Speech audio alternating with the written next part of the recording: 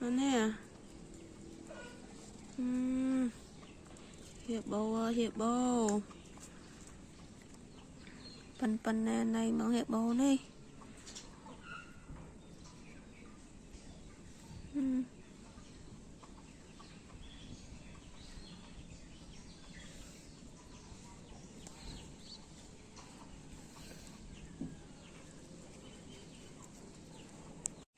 Mà cô này thồm cái là cô mới ổn ngợp co. Ôi.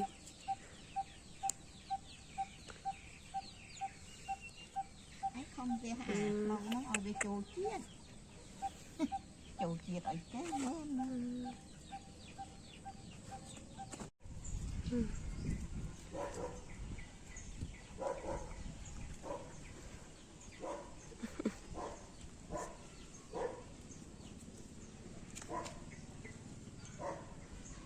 Đi mà này phần này nè, co mà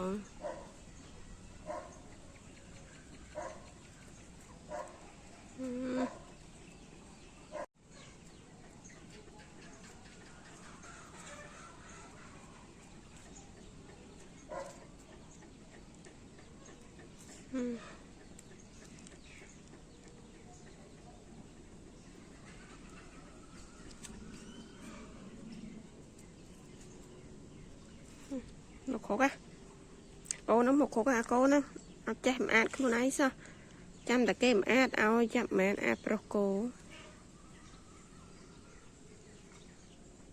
nó nghiêm nè chai này cái chai này mến cô nó chỉ chịu môi nó xem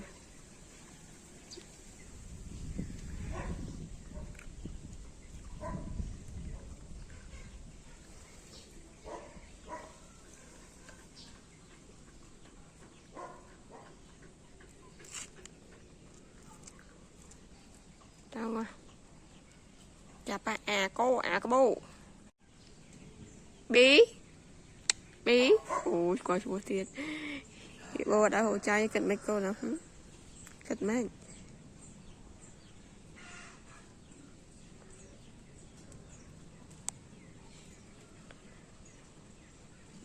cận mày hiệp bộ đã hồ trai con tao sẽ cận mày Bi ơi con Bi ơi ơi con Bi ra lên nhỉ